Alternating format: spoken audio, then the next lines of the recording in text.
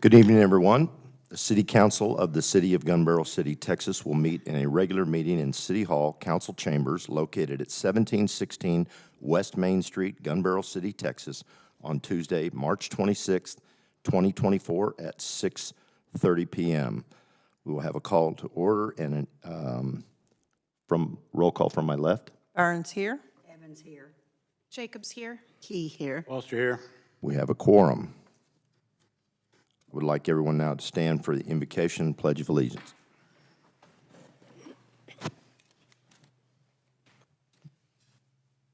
Dear Heavenly Father, thank you for this night, these citizens and board members who give so much to our city. Give us wisdom, patience, and clarity as we do all our city's business. Bless our first responders and military. In Jesus' name we pray. Amen. Amen. Pledge. I pledge allegiance to the flag of the United States of America and to the republic for which it stands, one nation, under God, indivisible, with liberty and justice for all.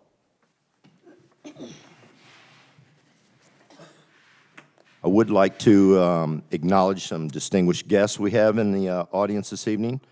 First, for those of you that don't know, we have a very big event coming up, our Dark in the Park, and we have two distinguished members of that board, the Parks Board, Gilbert Shelby. Gilbert, can you stand up, please?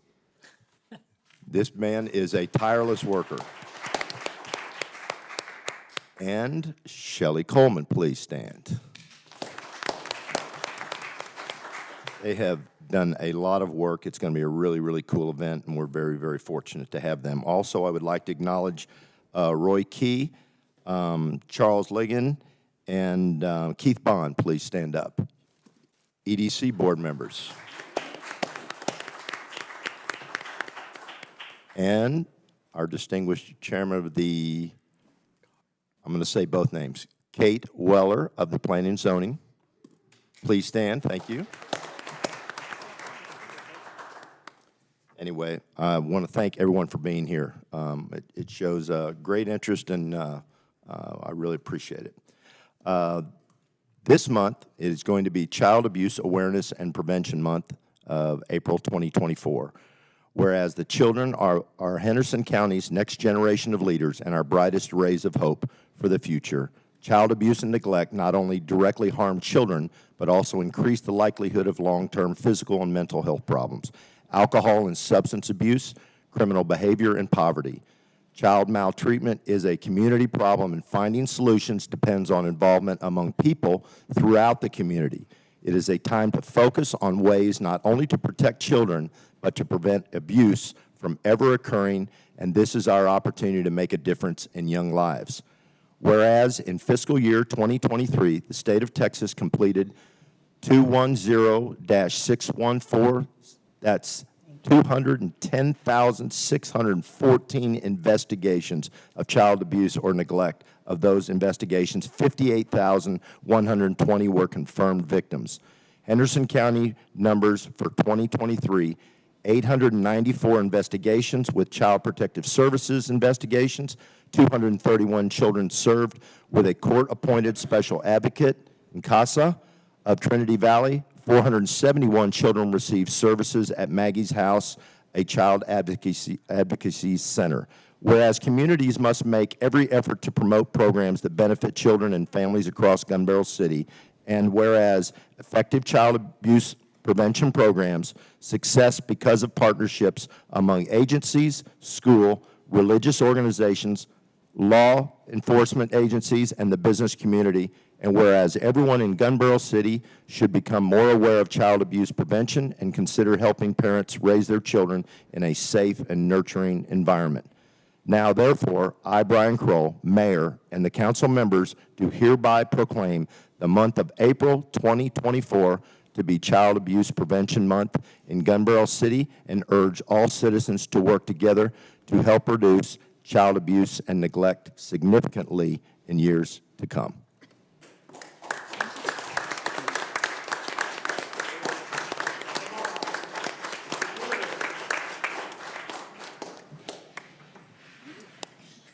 Thank you. And we have someone who is going to speak on this matter, Leslie Saunders. Can you approach the podium for me? Thank you for being here tonight.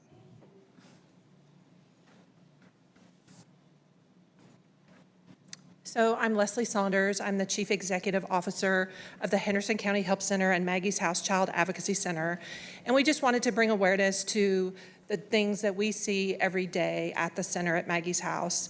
As it said, we served 471 children came through our center for services from the alleged start of the investigation, and then we provide services all the way through to prosecution. And those services include that initial forensic interview. They include a medical exam on site if those children need a medical exam. We provide long-term therapy services or counseling services for those kiddos. And so we just wanted to make everybody aware that, number one, Maggie's House is providing those services to these children in Henderson County, but it takes a village to keep these kids safe. So for you guys reading the proclamation today and all of you that are here, thank you, because now you're aware of what's going on in Henderson County, and we are providing those services. I have today my staff members. Debbie Stanley is our program director at Maggie's House, and then I have Patricia Whitley, and she is one of our program specialists for our Crime Victim Services program. So thank you for what you guys do. We are also very blessed to have Gun Barrel City PD on our protocols as well. So you guys provide those officers for us, but also being a member of the task force. And so Henderson County is one of the only counties across Texas that has a child abuse task force that provides services in a core setting with those officers working together as a core group or a core team. And Gun Barrel City is one of the groups that supports that. So thank you very much. Thank you. Thank you, Leslie.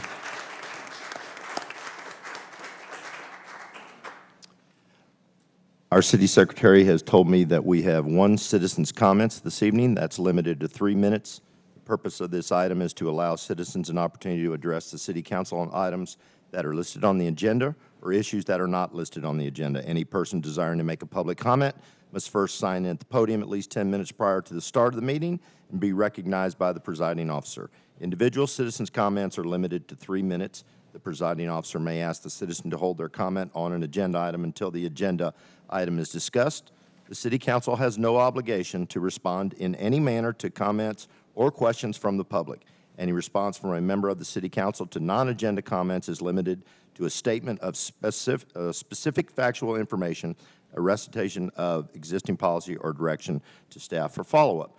Our citizens' comment first, I'd like to welcome Scott Coleman, please.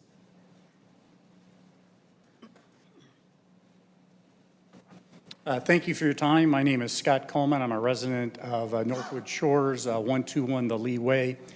I'm representing the citizens that live on the Lee Way, Northwood Shores tonight, and I wanted to read some comments that they have put together for you.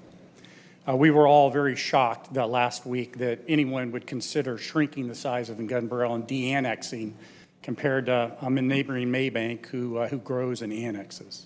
So this is on behalf of the Northwood Shores residents. We, the residents of Northwood Shores, have come together to implore you to reconsider the proposal to de-annex the property at 119 the Lee Way being developed by the Hillsdale Development Group. To be clear, at the last City Council meeting, you discussed de-annexing part of our neighborhood.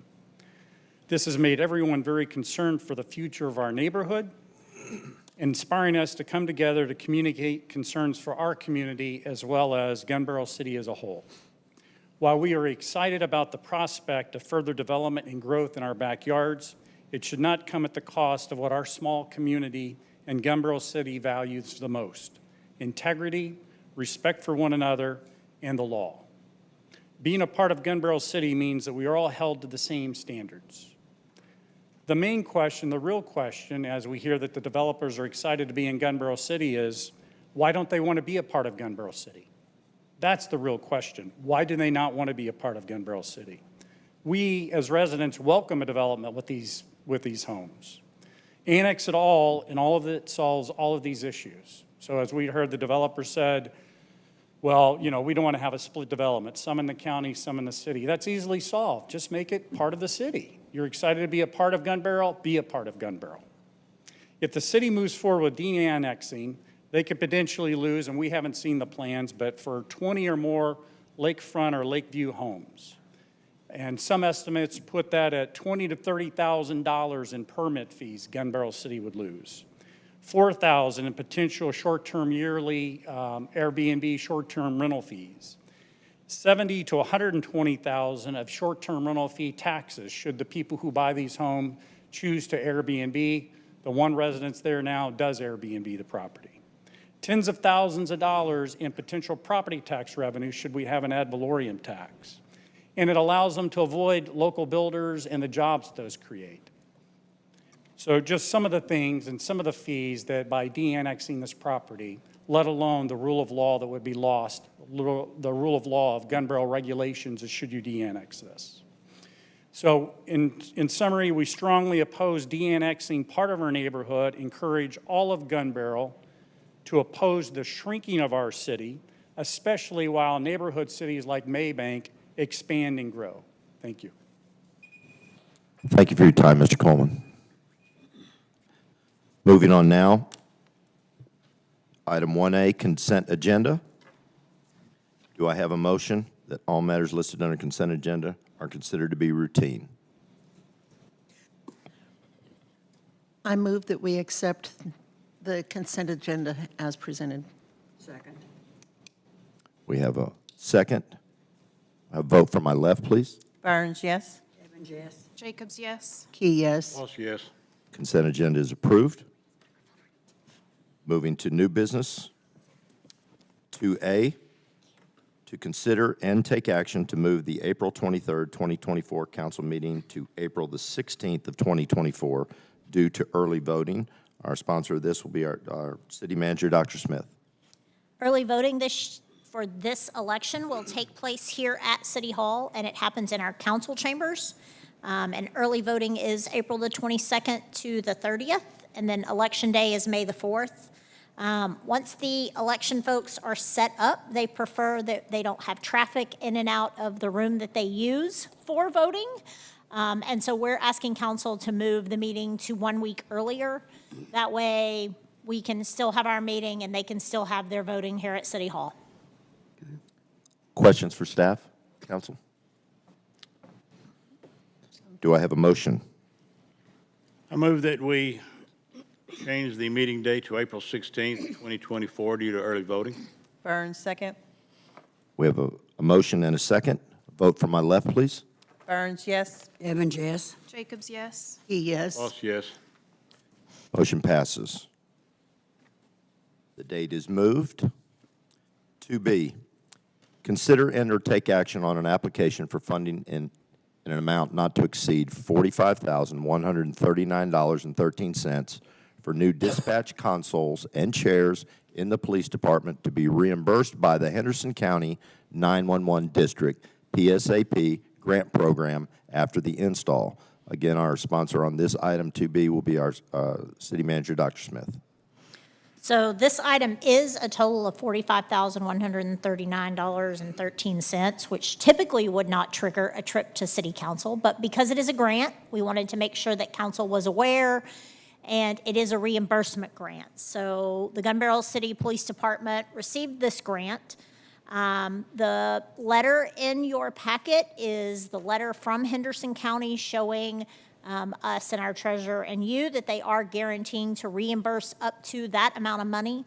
The supporting documentation is just the first invoice, and so this allows us to update our 911 dispatch centers with desks and chairs and new consoles. So it's great news for us, and it's great news for our residents and for our police department. So we're just asking for your approval since it is reimbursement. This was not included in the budget, and we will pay the invoices out, and then we will be reimbursed for those expenses up to that amount. Any discussion or question for staff, please? If none, then I will ask for a motion on item 2B. Burns makes a motion to accept the funding in the amount not to exceed $45,139.13 for the new dispatch consoles and chairs in the police department to be reimbursed by the Henderson County 911 District. Evans, second. I have a motion by Burns and a second by Ms. Evans. I will take a vote from my left, please. Burns, yes. Evans, yes. Jacobs, yes. Yes. Voss, yes. Motion passes. Item 2C, consider and take action to approve the annual financial report for the fiscal year ending September 30th, 2023. This is our 2022-2023 audit. Again, Dr. Smith will be our sponsor on this item. Oh, no, your city treasurer, Mickey Rainey, will be your sponsor for this That's item. even better. Way to make her more nervous. You tried. I appreciate that. I've got you on here later, don't worry. So we have completed our fiscal year 2023 audit, and Mr. Donald Allman is here to present the financial report to you.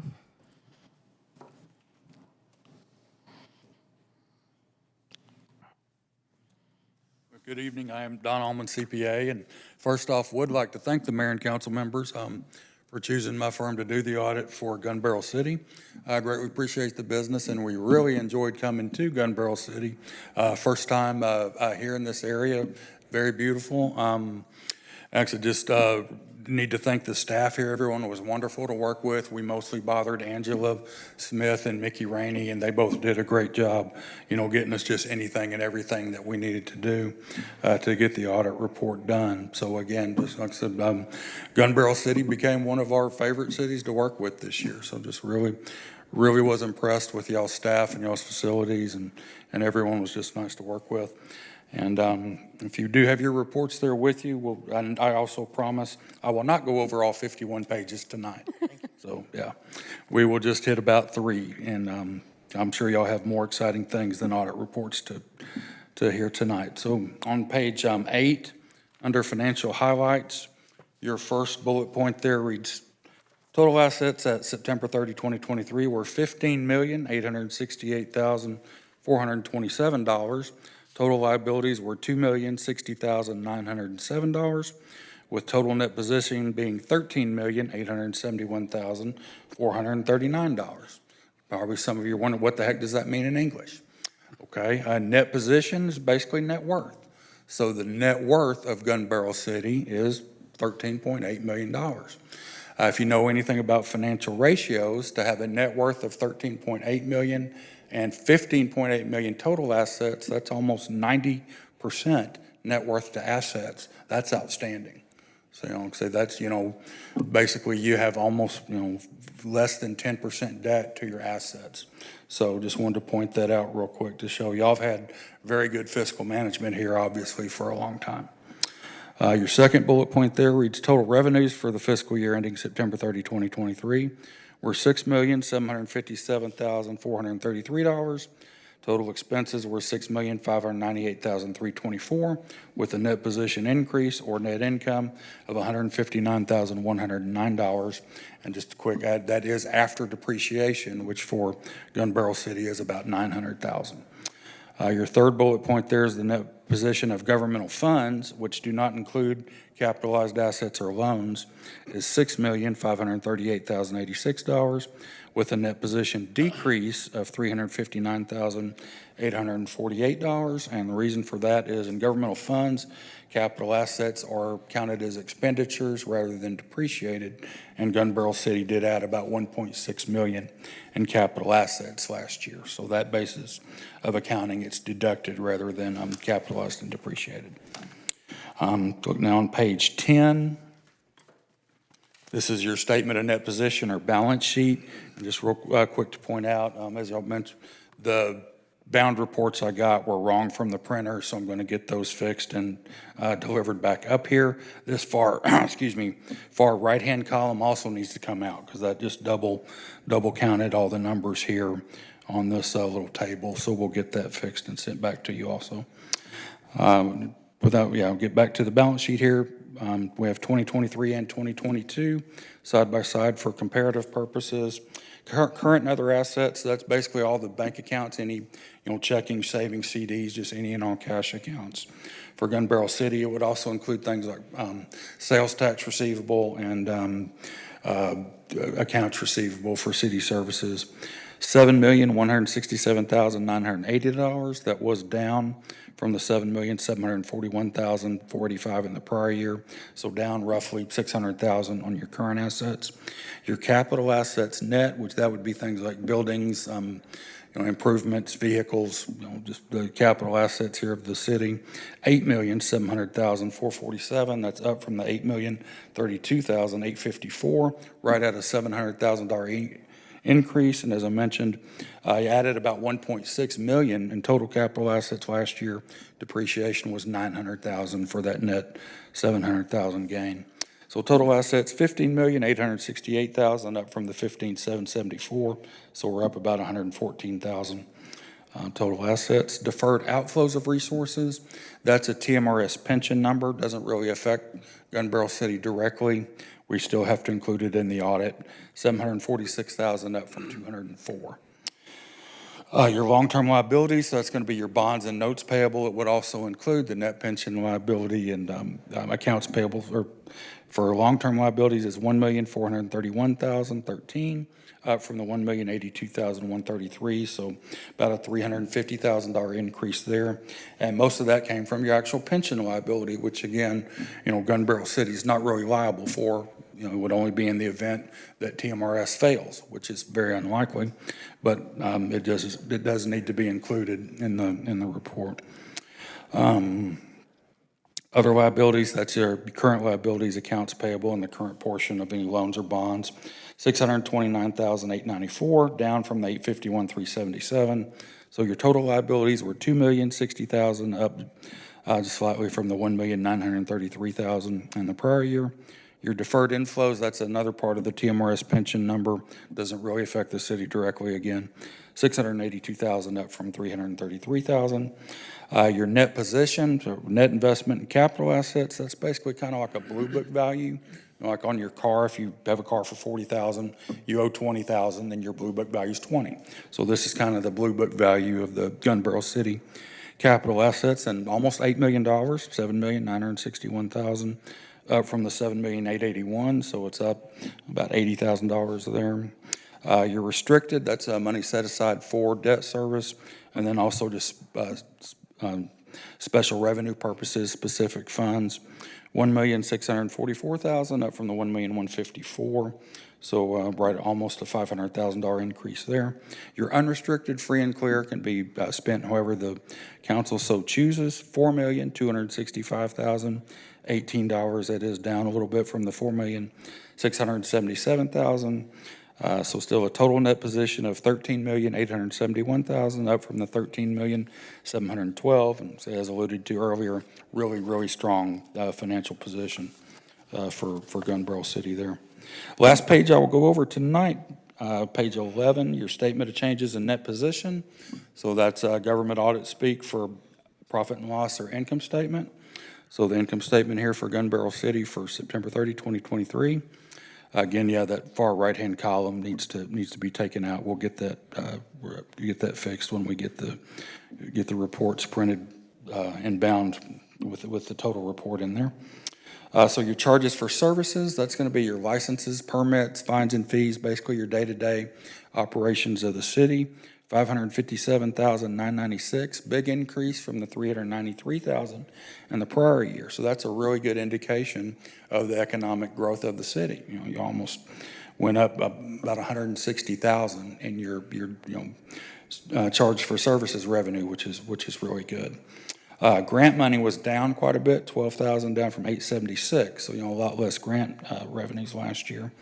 Sales taxes were $5,052,151. That's up from the $4,911,258, so right at $140,000 increase on your sales tax. Also a good indicator of economic growth. Franchise fees were down just a little bit, right at $444,000, down from $471,000. Alcoholic beverages taxes can't get much closer than that. $59,992 in 23, $59,573 in 22. So I had to make sure those didn't get duplicated, but yeah, just a very small increase there.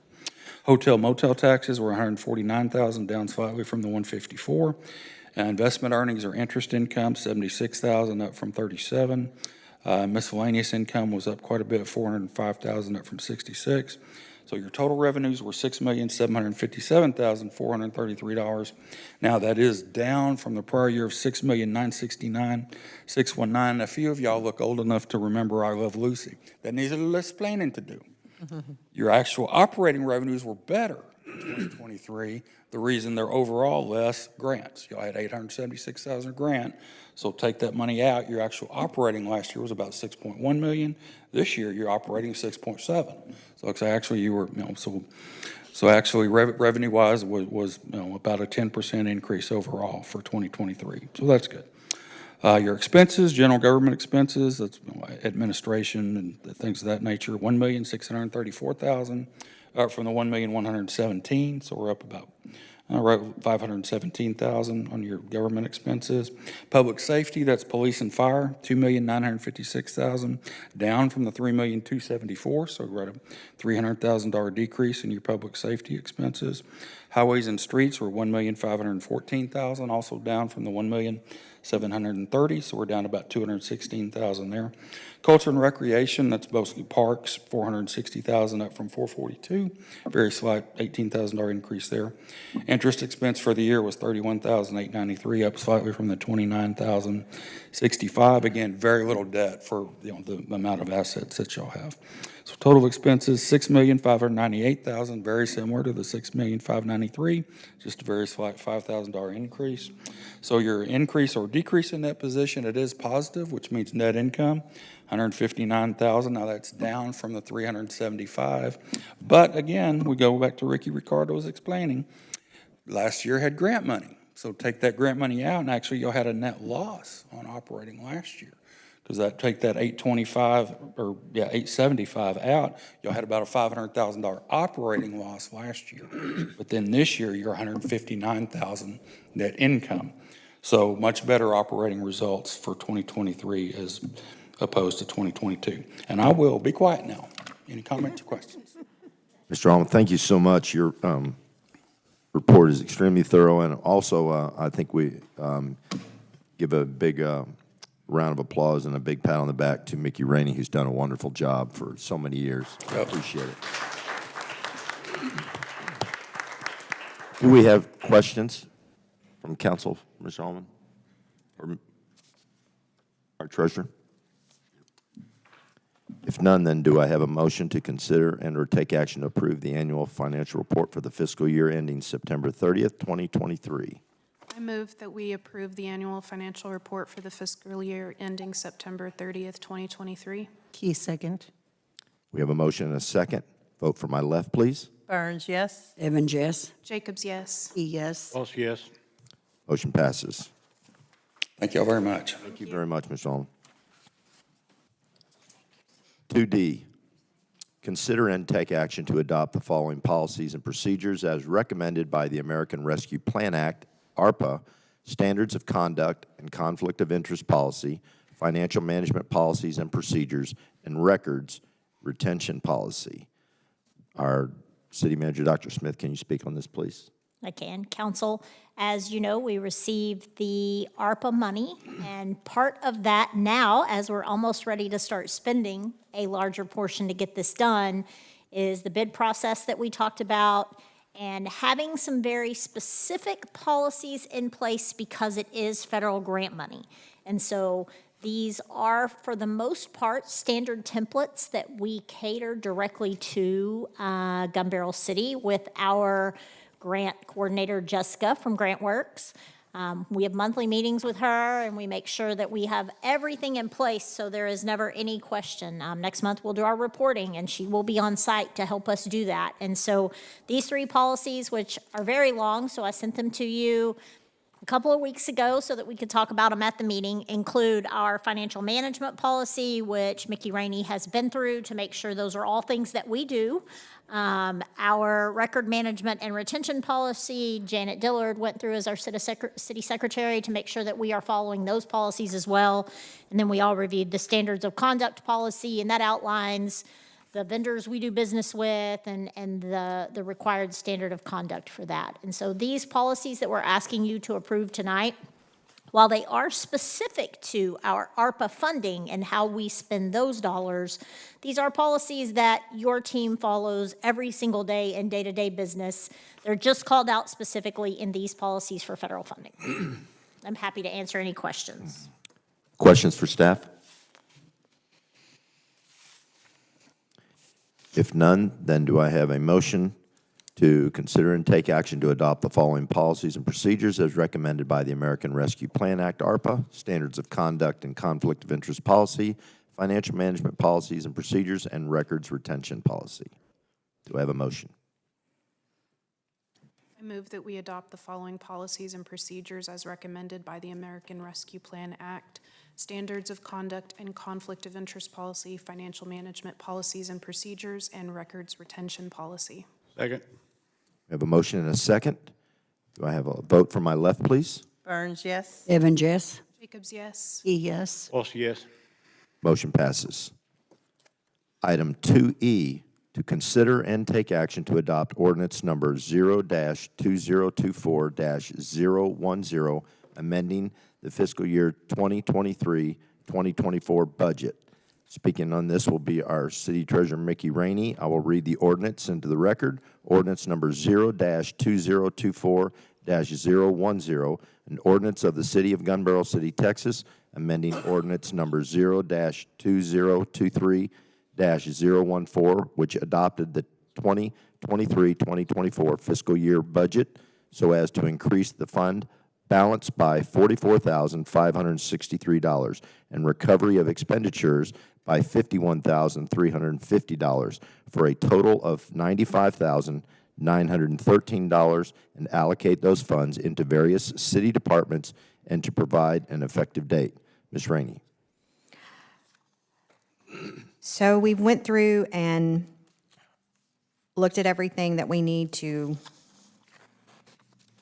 look at to increase our fund balance, and I feel very confident in increasing the fund balance by $44,563 and increasing our recovery of expenditures by $51,350, and this is money that will come in from the EDC for the EDC director portion of salary. So I'll just kind of go through what expenses we're going to cover with those. Under administration, the salaries and wages, Texas Municipal Retirement, Social Security, and Medicare. Under the police department, we're increasing salaries and decreasing salaries and wages. That is due to, we have a part-time position for a community resource officer that he is not filling at this time. So we're going to use those funds and move those to the animal control, for the animal control consultant. He's also making a change to his employees, and he is going to do away with the lieutenant position and add another police officer position. So we will go from 9 police officers to 10. The Child Victims Unit Task Force is in here for the $50,000. Under PD, it's also Texas Municipal Retirement, Social Security and Medicare, and then under Animal Services for the Animal Services Consultant. Questions for our City Treasurer? Council, it's very common this time of year, mid-year, to do budget adjustments. There's also an EDC budget adjustment on the agenda. And then Mickey and I talked long and hard, and Mickey's recommendation was to put that additional funding into the balance so that that's available moving forward. So it's a very conservative budgeting and makes very good sense. Everyone good? Do I have a motion to consider and take action to adopt ordinance number 0-2024-010, amending the fiscal year 2023-2024 budget? Move that we take action to adopt ordinance number 0-2024-010, amending the FY 23-24 budget. I have a motion. Do I have a second? Key, second. I have a second. Can I have a vote from my left, please? Burns, yes. Evans, yes. Jacobs, yes. E, yes. Walsh, yes. Motion passes. Again, thank you very much, Ms. Rainey.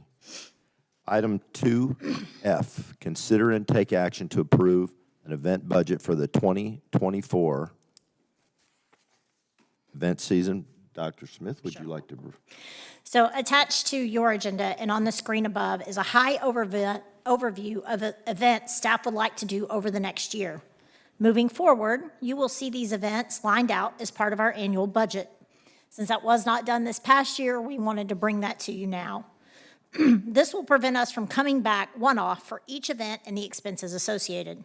You will see in your packet attachment the event, the date, the proposed budget, the fiscal year. So some of these Halloween and Christmas parade obviously will go into the next budget, so you'll see them twice. And the fund that is used to pay for each event. Dark at the Park is a new event this year and is included in this list. Staff is proposing approximately $15,000 expense for this event to be paid for mostly out of hotel motel. As the mayor mentioned earlier, Parks Board is using this event as a fundraiser to raise money to upgrade the tennis courts and improve them with permanent pickleball lines. Hotel Motel will pay for a portion of the event, the music, the sound, the restrooms, all qualifying expenses, and Parks Board will pay for a portion, signage leading up to the event. Those were designed today to go out on 334 and 198, and the bounce house. Revenues will go to Parks Board for the tennis court improvements. We are partnering with Bullet Bar to provide sound and alcohol sales on Sunday at the park. I had to write this down so I got the right dates. Parks Board has done a large majority of work for this event, and we are excited to bring it to Gun Barrel. Sunday we'll bring live music, vendors, and approximately 10 food trucks to the city park. Sunday we'll bring a fishing tournament, free yoga, a workout with the mayor, and then a big open space to watch the eclipse. And while that is just one event on this list, it is the newest event, and we are asking council to agree to use hotel motel funds to pay for the qualifying expenses. The hotels and Airbnbs have been full since, I don't know, October for this event. I think that's one of the first days we changed.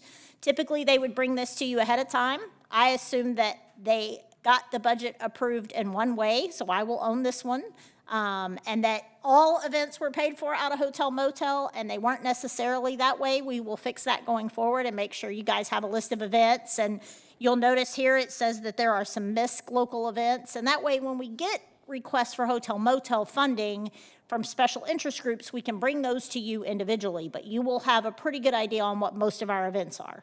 This is an amazing opportunity for Gun Barrel City. We're gonna have a lot of people here for that week. We've spent a lot of time preparing with public safety, but our Parks Board has done a lot of work since January in a very short period of time to put this together, and it is going to be a knockout good time.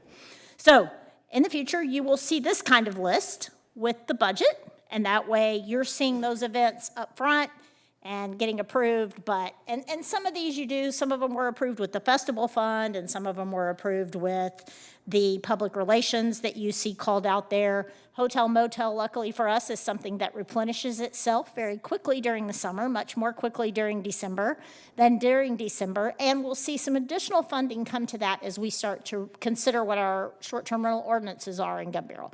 So the funding is there to more than cover this, and that fund will continue to grow as we go forward. Thank you, Happy Dr. to Smith. answer any questions. I do want to recognize, too, again, the Parks Board. There's been great leadership, and again, I know Ms. Coleman and Ms. Shelby are here, Ms. Damiano, everyone that's been a part of this. It's been a lot of work. There's been a lot of special meetings, and we're always looking for more volunteers, but these people have done yeoman's work, and they should really be congratulated. So do we have any questions now for staff? I have a question. Can you explain to me what the bottom numbers is? What, after we get our subtotal for those costs, what's the bottom numbers? So the hotel motel, that was the balance of the hotel motel as of January 2024. That was the balance of the festival fund as of 2024. That is predicted budgeted event revenue, and that is what was budgeted for general fund public relations in this year's budget. So the top two are balances and the bottom two are budgeted. Yeah, they were just, the top the top one changes every month. Right, that's as of Festival January. fund, when we first started this, I put that number in. That was what we had left in that as of that date, as of January 2024, so, in that line item. Can we get a breakdown on the July Fest on what comes out of each fund? We can, yes. Let me pull it up real quick. I have it. Give me 2 seconds. I think I have it. Give me just a minute, April. Okay. And I can send it to council as well. Note to self, Angie. So July Fest, the majority of July Fest, Mickey, you may have to help me, comes out of Hotel Motel. I'm going to default to Mickey. So, under the festival fund, we budgeted $100,000 for income and $100,000 for expense. That pays for the entertainment. That fund is replenished by ticket sales. Any money that we generate from the festival goes back into that fund to pay for our entertainment for that year. Out of Hotel Motel, we budgeted $100,000. Last year, we spent $72,713. That is for marketing, staging, fencing, all the administrative parts of July Fest. Under the general fund, public relations, this is where the drone show comes out of. Last year, we budgeted, we spent $19,682, and I believe that we did some bounce houses. I don't know exactly what that number entails. This year, because they did the drone show backwards last year, they called us immediately before the show was even over, and they are comping our show this year. So we do not have that expense. And then any outside security for, like when we hire off-duty police officers for security for the event, we take that out of the police department salaries and wages.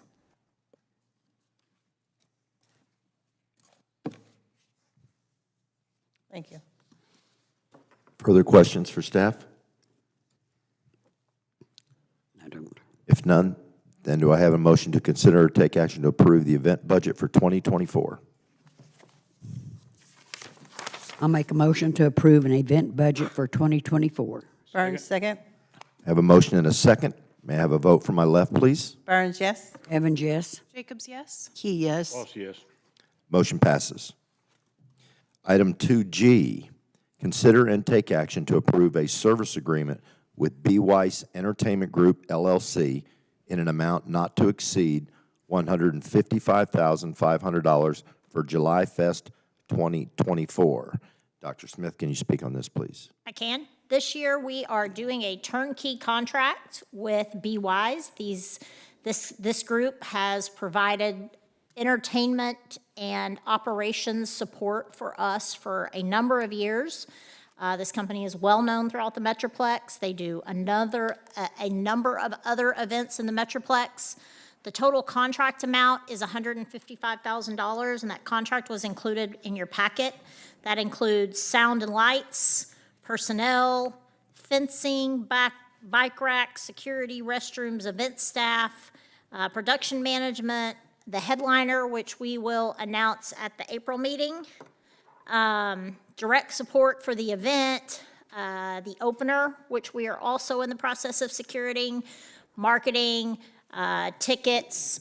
Each band has riders and buyouts that we do that they require anytime they come to a concert. And so that $155,000 covers all of that. We did not go to bid for this service. You do not have to go to bid in the state of Texas for professional services such as this. He's almost an event coordinator for all practical purposes for us. He helps us pull all of those resources together. And when you negotiate with a big name headliner like Gun Barrel brings to July Fest, and you've had a lot of them in the past, Randy Rogers and Stoney LaRue, and those guys really require a top-notch negotiator that has some relationships with those bands in order to secure the best price and make sure that what we do works with their schedule.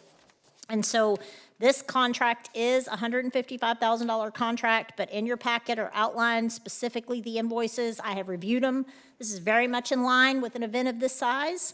It is not out of price range. You guys know I've done this a long time, and we put on a lot of events in my past cities, and these prices are not out of line. We're getting a really good deal. So my recommendation is to approve that contract with Brad. They also, I believe the chamber is going to be doing booths again, so they've already well into planning July Fest, so. Questions for staff? Discussion? I just think it's good business to bring a service agreement like this before the council, before any action is taken on the event. This certainly helps keep the council involved in terms of what our financial situation is and cost on these activities. Thank you for doing this. Well stated, Mr. Foster. Any further comments, discussion? Then do I consider and take action? I need a motion to approve a service agreement with B. Weiss Entertainment Group, LLC, in the amount not to exceed $155,500 for July Fest 2024. Do I have a motion? I make a motion to approve the service agreement with B. Weiss Entertainment Group, LLC, in an amount not to exceed $155,500 for July Fest 2024. I have a motion. Do I have a second? Key second. I have a second. May I have a vote from my left, please? Burns, yes. Evans, yes. Jacobs, yes. Key, yes. Voss, yes. Motion passes. Moving on, Section 3, bids. 3A, please consider and to take action to award a bid for the Longleaf Drainage Improvement, TX CD BG CD V21-0086. Always a mouthful. It is a mouthful. That is actually the Community Development Block Grant. Very good. I'm impressed. Gun Barrel received a grant to complete longleaf drainage improvements in Gun Barrel City. That is over right at 198, kind of at the corner of 198, a little further down from 198 and 334, just for some perspective. SPI assisted us with this award process, and I may steal his thunder, but we did receive 5 bids for this project. The allocated project budget was $311,500, and the project is going to a local vendor and came in under our project budget. I do want to introduce Frank Stevens from SPI. SPI assisted us with this. They're the engineering firm. So Frank, if you'll go to the mic, you can give your spill. Hopefully I didn't steal too much of it. No, you're fine, Dr. Smith. Thank you, and thank you, Mayor and Council, for allowing me this opportunity this evening. Yes, we did receive those 5 bids, and 2 of them particularly were very good bids. We were surprised in this current economy and grateful. My name is Franklin Stevens. I'm with Schaumburg and Polk Engineers. I'm out of our office in Terrell, by the way. We vetted the low bidder for the base bid, and would like to add alternate bid number 2 to that, and that's still well within the budget. And that low bidder is Prime Excavation, LLC, of Gun Barrel City, Texas. If you were to award the project, just to give you a timeline, if you were to award that tonight, construction, could begin, probably around the 1st of May. We have about 4 months set up in that project. It could be completed around the end of September. So just to put that in perspective.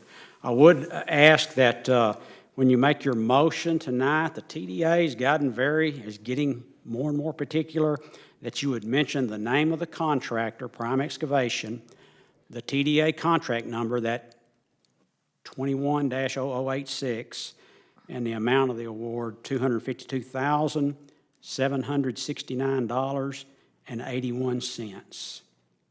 So with that, I'll take any questions you might have about the project. This is the one that's going through Tamarack? Yes, sir. I do want to apologize that this isn't in your packet. These bids closed in the middle of March, and we were sliding into home plate trying to get these done before this meeting so that we didn't hold up either this one or the next one. And so I apologize it wasn't in your packet. We had to get you the packet early versus get this in, and we got the final details Thursday, Friday, and we just didn't get it in there. So I apologize, it wasn't in there, but It is a drainage channel, really a restoration on Longleaf Street where it crosses the street, the downstream end. It's about 300 feet north of Bayview Street. And the channel is severely eroded and was even at the point of threatening to compromise the integrity of your roadway. But the city has done some maintenance work in there to try to mitigate that, and that's worked well in the time being in the past couple of years. So we would be restoring that channel, cleaning it up.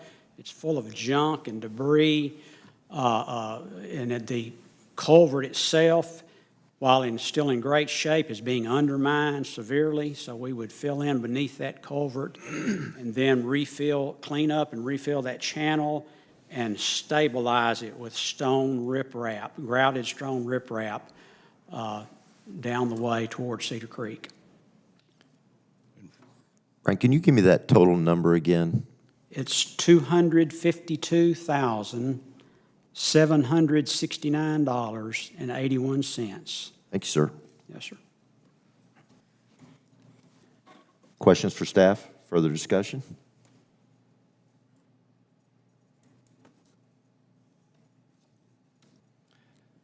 Then I ask for a motion to consider and/or take action to award a bid for the Longleaf Drainage Improvement TXCDBG CDV21-0086 in the amount of $252,769.81.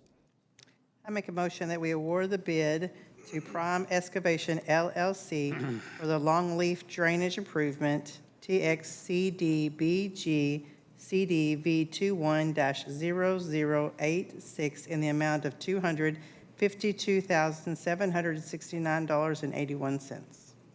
Evans, second. I have a motion and a second. Vote for my left, please. Burns, yes? Evans, yes. One moment, he did ask us to name Prime Excavation, and, oh, I'm sorry, I That's missed okay. that part.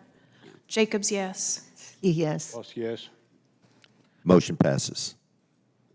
gotta love those long ones. I know. Ms. Burns, you did an outstanding job, thank goodness. Yeah, thank you.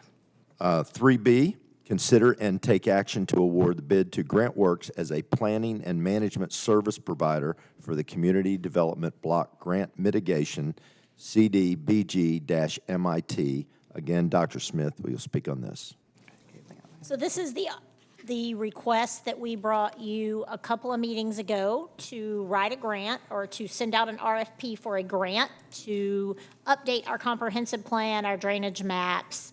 GrantWorks actually found this grant, brought it to us, and said, hey, we're interested in helping you, but because of the process, we go out to bid for that, right? So we put out an RFP.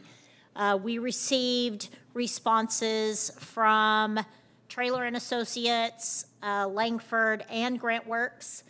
There's a very detailed scoring that Mike Howell, Janet Dillard, and I did. And it scores each level of the submittals that we get. We get a packet from each, including their pricing. And GrantWorks is being awarded this based on they had the best score for the information they provided. Their packet was very detailed. We have a copy if anybody is interested in seeing it. I do have Shauna here. Shauna, if you want to get up and speak and answer any questions. Again, on this one, we were sliding into home plate on Friday with me totaling bids. So Janet keeps all this information, but GrantWorks will be our partner. And John, Shauna's other half, is who comes to us and says, hey, there's this great grant out there. Would you like to put out an RFP to accept bids to apply for it? And John was in another city, so he sent Shauna and said she was better at this. So I don't know. We'll see. Well, He said she's the director. She's way better than me. well, yes, I was going to say, I work in a different department than he does, needless to say. But yes, I assisted him on this one since he could not duplicate himself. But yes, this is an RCP program to help you guys with your comprehensive plan. It is 100% grant. So there's no match required on the city's behalf. Do you all have any questions, I can answer It's basically possibly. a $300,000 grant to update our plan. GrantWorks will help us manage that process. They will help us find the vendor to do that. We'll help write it. It has a number of different elements, so they'll take a look at our comp plan. One thing John mentioned is the potential to update our drainage maps, because that's something that's not, we didn't spend a lot of time in our original, but it is an issue that we have here in Gun Barrel. And so that might be something that we focus some of that attention on. This is the General Land Office. They set aside $100 million to award cities just like us. And while it's done through a little bit of the CDBG process, they have it open and they're just kind of letting cities apply until they run out of money. So the quicker we get our grant application in, the higher the chances are that we get the money, to be honest with you. So we didn't want to wait. We wanted to make sure this got in front of you, and so we scored everything, and here we are. And now we will turn it over to them, much like our ARPA process. As you know, GrantWorks manages our ARPA process for us. They're very qualified to do this, and by far put together the best proposal for handling us. Their fees will come right out of the grant funding that we get, and that's administrative fees. So there's no out-of-pocket to Gun Barrel City, which is amazing. So these don't come around often. We love them when they do. Now, this is a great opportunity. Questions for staff? Shauna, thank you and your husband very much. Thank you. Appreciate all your help. John's been awesome. He's answered 150 questions. All right, so I will ask now to consider and or take action to award a bid to GrantWorks as a planning and management service provider for the Community Development Block Grant Mitigation CDBG-MIT.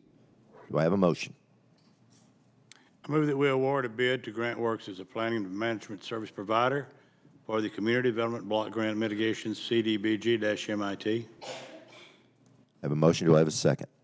Evans. Evans, second. We have a second. Can I have a vote from my left, please? Burns, yes? Evans, yes. Jacobs, yes. Yes. Boss, yes. Motion passes. That's exciting. Thank you. Thank you all. Moving to number 4, planning and zoning. 4A, public hearing on a request from Zulema Padilla to grant a special use permit to Tattoo Mafia located at 831 West Main Street, Gun Barrel City, Texas, owned by DBL-J Properties 1 LLC, to allow for a tattoo and piercing studio. Ms. Padilla, I hope I did not butcher that name. Our city planner, Brooke Atkinson, will you speak on this, please, ma'am? This is the public hearing, Mayor, so just open the public hearing. All right, we'll open the public hearing. Questions? No public, Discussion? no comments. I have a question. Well, can you wait? This is the public hearing, so this is for if we have citizens to speak, you will have a chance to speak. I don't think, Mayor, we have any Anybody? public comments. None? Then we'll close the public hearing.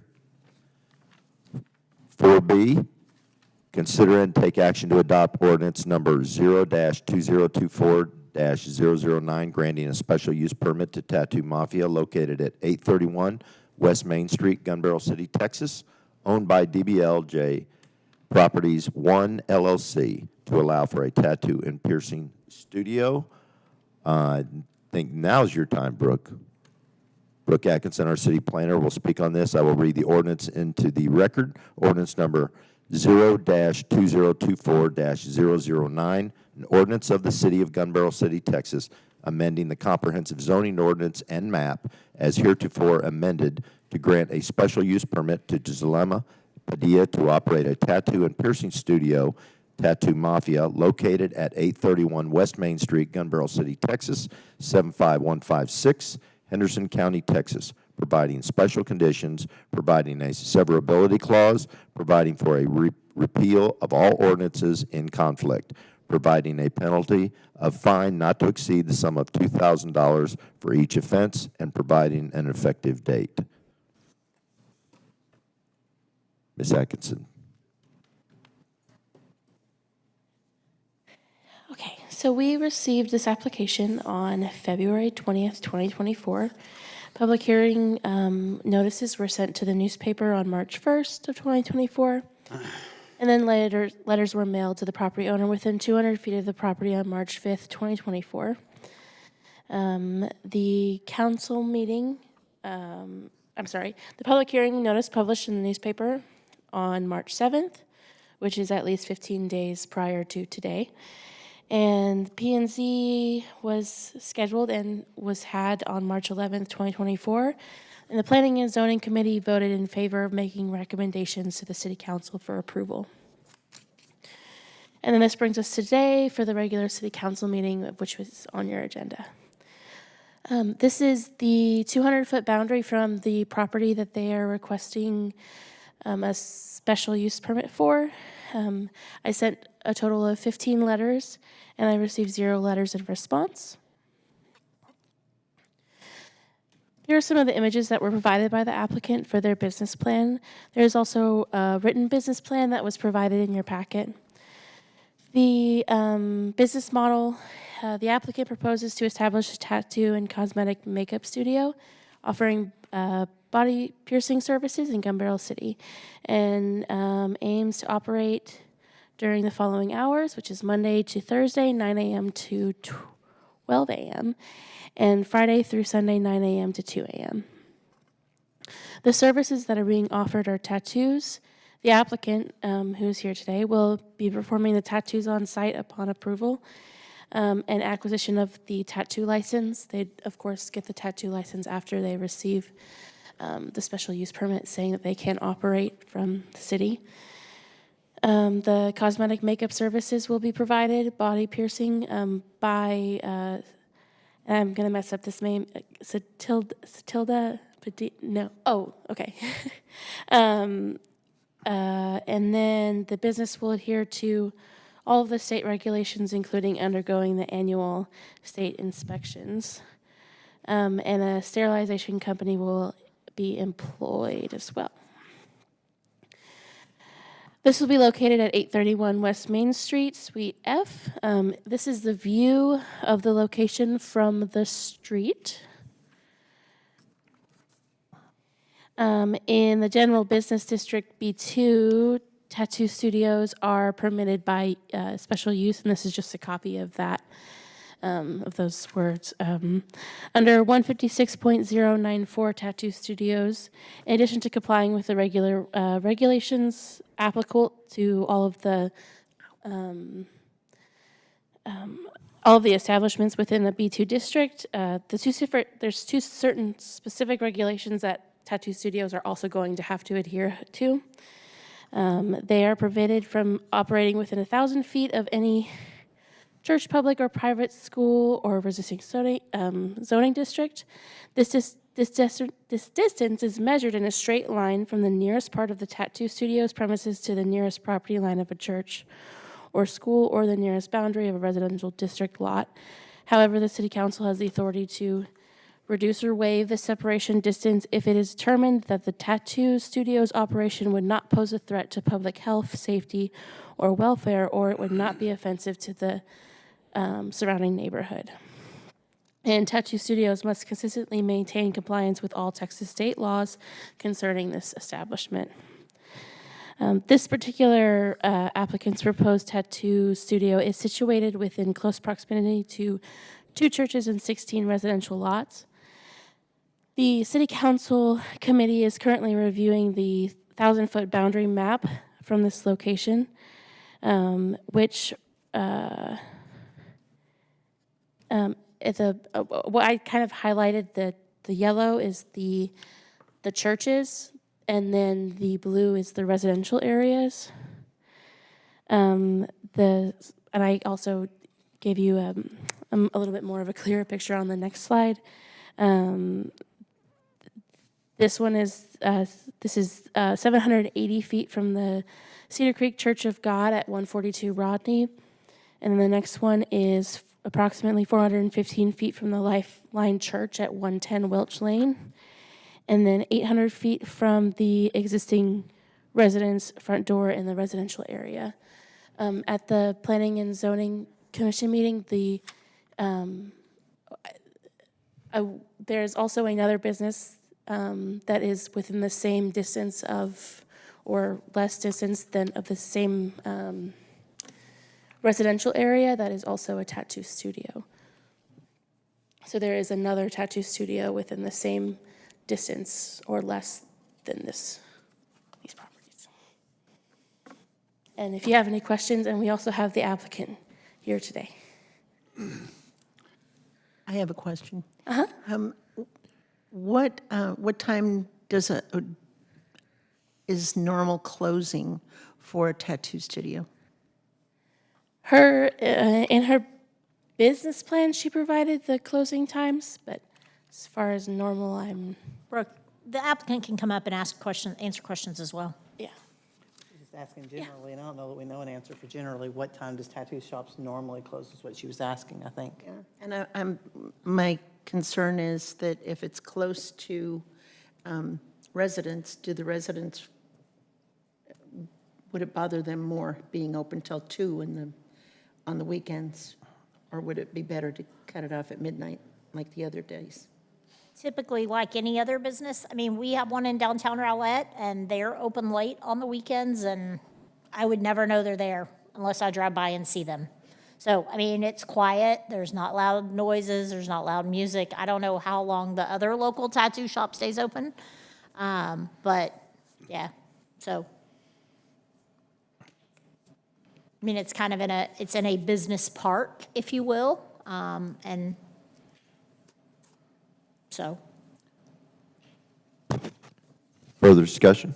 I have a question. The owners of the property, DBL-J Properties, are they approving the use of this property for this venture? Will you go to the microphone for me?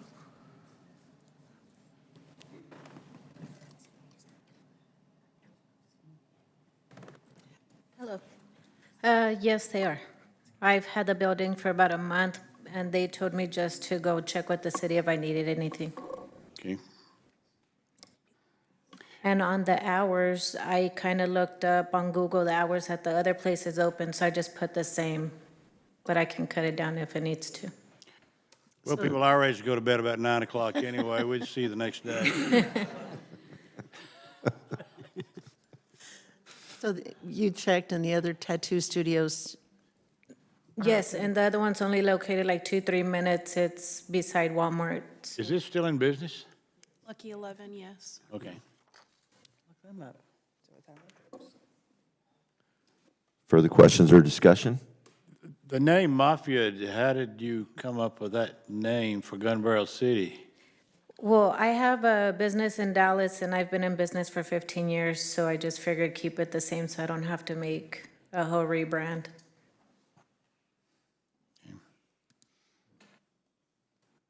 And I have a question. So you anticipate to have 3 employees, is that correct? No, I'm a family-owned business. I don't have any employees or anything, so it's just me and my family if they did show up, but I would be the only one there practically. You do collect sales tax? In Dallas, the tattoos and piercings, they're not taxable, but I know that they did mention a license, so if I did need to get one, I can get one, but to my understanding, tattoos, and they're not taxable. Those are more considered services, but you would, if you sell like piercing jewelry and other items like that. Then I would have to get one, yes. Okay. Your application says 3 employees. Well, I just put my daughter in case she wanted to go with me, and she's 17. Do you said y'all live here? We just moved here from Dallas about a month ago, so I have my business over there is Friday, Saturday, and Sunday, so I just needed something to do from Monday through Thursday. So I don't have planned to be open on the weekends, but I put it on there in case I did need to.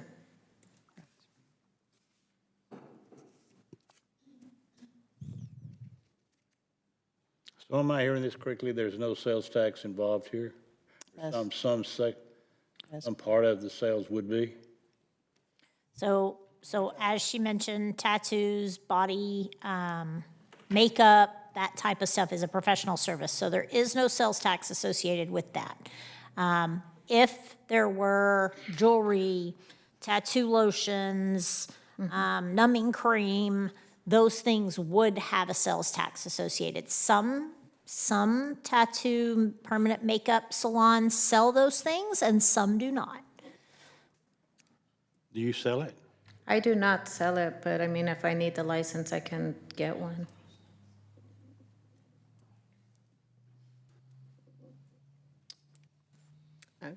Any other questions?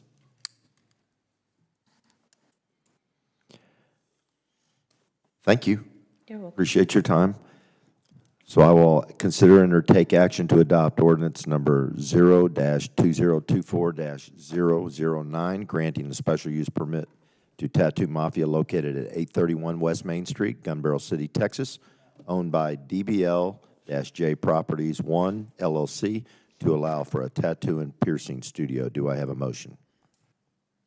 I move that we adopt ordinance number O-2024-009, granting a special use permit to Tattoo Mafia located at 831 West Main Street, Gun Barrel City, Texas, owned by DBL-J Properties 1 LLC, to allow for a tattoo and piercing studio. I have a motion. Do I have a second? Key second. And I have a second. Do I have a vote from my left, please? Burns, yes. Evans, yes. Jacobs, yes. Key, yes. False, yes. Motion passes. Congratulations. Thank you for being here. Our next item is number 5, economic development. Under that, 5A, consider and take action to adopt resolution number R-2024-002, amending the EDC 2023-24 fiscal year budget. Speaking on this will be our City Manager, Dr. Smith. It's resolution number R-2024-002, a resolution approving the amended fiscal year 2023-2024 budget of the Gun Barrel City Economic Development Corporation. Much like the city budget amendment that you all saw tonight, this is the budget amendment for the EDC. You will notice that this version of the budget looks very different than the previous version approved by the EDC board and city council in maybe November.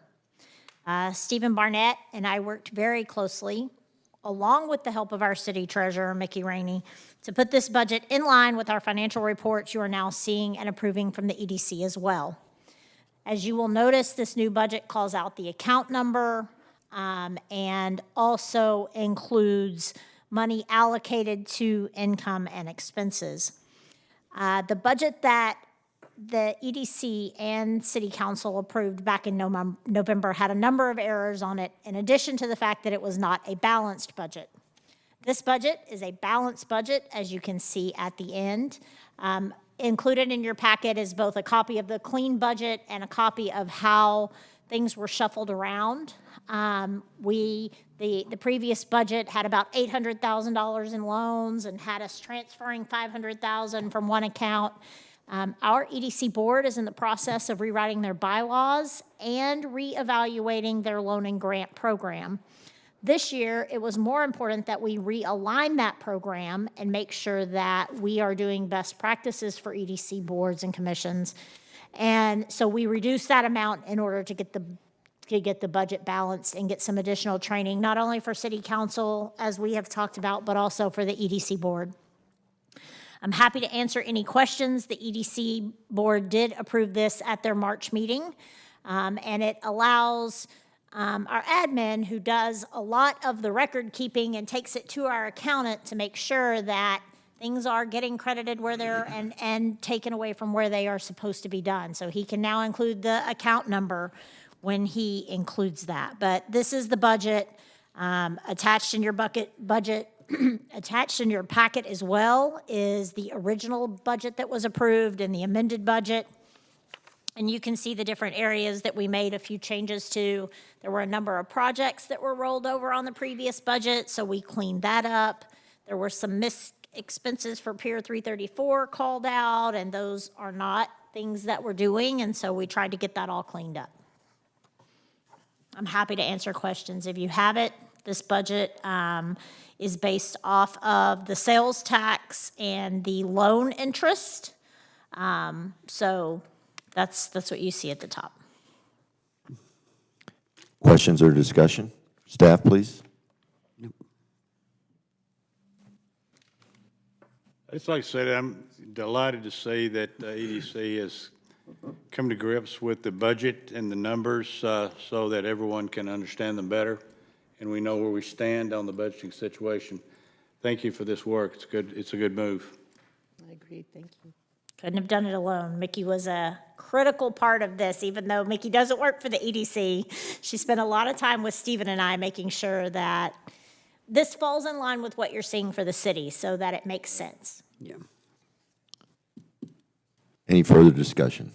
I think this speaks again to what a great staff we have, and we're very, very fortunate to have everyone here that works so diligently on all of this. So kudos to everyone. So do I have a motion? I move that we adopt Resolution R 2024-002, amending the EDC FY24 budget.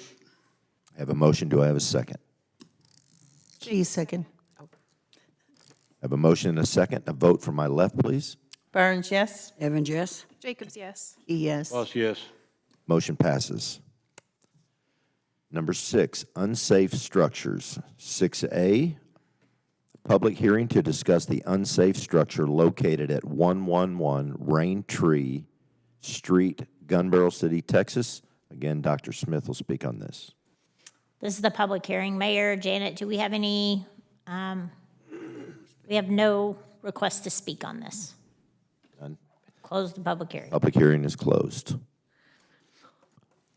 Moving to 6B. All right. 6B, consider and take action to determine whether the structure located at 111 Raintree Street, Gun Barrel City, Texas, is considered unsafe. Dr. Smith? This one I can do. So you see the pictures behind you. Since 2017, there have been approximately 30 calls for service from PD, fire, and animal control for this property.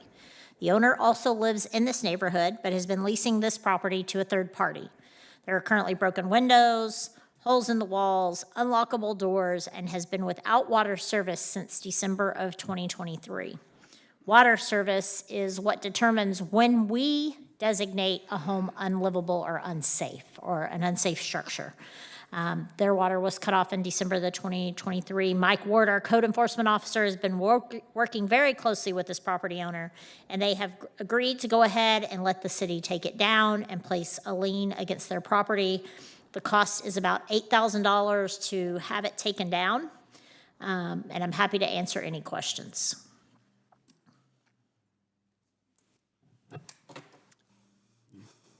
Is the picture on the right, the back, or the side? The side back. Sorry, I'm not trying to be smart. I think it's kind of like the side and the back. I think that's the back deck would be my guess. All right. Ms. Key. Will the property owner be sharing in the costs for the demolition on this property, or we're So we take it down and then we put a lien against the property for the cost of us doing that. Gotcha, okay. And in most cases, we can do it less expensive than the property owner, to be honest. And that's one of the reasons you're seeing several of these, is it's actually less expensive for us to do it than the property owner to hire it. We have a company that does it for us, and then the city secretary files a lien against their property. When the property changes hands or is sold, they take care of that bill. Okay. Just one more question. Yes, sir. Can we salvage the Christmas wreath from the front porch? If it is still there, I will make sure that it gets delivered to you. Thank you.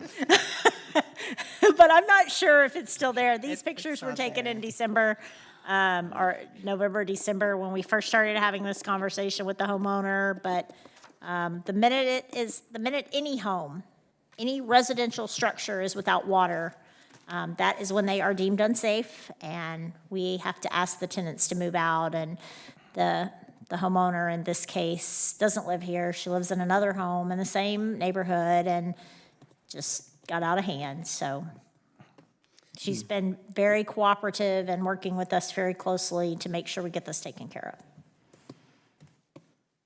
Further discussion? This first one is to deem it unsafe. Council deems it unsafe. The second item is to demolish it. So I just did it all at one time. Got it. Consider and take action to determine whether the structure located at 111 Raintree Street, Gun Barrel City, Texas, is considered unsafe. Do I have a motion? I move that we determine that the structure located at 111 Raintree Street, Gun Barrel City, is considered unsafe. I have a motion and a second. Vote for my left, please. Burns, yes. Evans, yes. Jacobs, yes. Key, yes. Lost, yes. Motion passes. 6C, consider and/or take action to adopt Order 111 Raintree Street, making findings of fact and ordering the demolition of structures located at 111 Raintree Street, Gun Barrel City, Texas. I will read into the order, 111 Raintree Street, an order making findings of fact, finding certain buildings and structures within the city limits to be dilapidated, substandard, and unfit for human habitation, and a hazard to the public health, safety, and welfare of the city's residents, ordering the buildings and structures to be abated, and ordering the demolition thereof. Dr. Smith, I think the pictures have kind of said it all, Did, yes, sir. other than the wreath we're going to give to Councilman Foster. Thank you. I would now ask for a motion. I move that we adopt Order 111 Raintree Street, making findings of fact and ordering the demolition of structures located at 111 Raintree Street, Gun Barrel City, Texas. Key, second. I have a motion and a second. Do I have a vote for my left, please? Burns, yes. Evans, yes. Jacobs, yes. Key, yes. Lost, yes. Motion passes. I want to thank everyone for coming again. Do I have a motion to adjourn? So moved. Adjourned.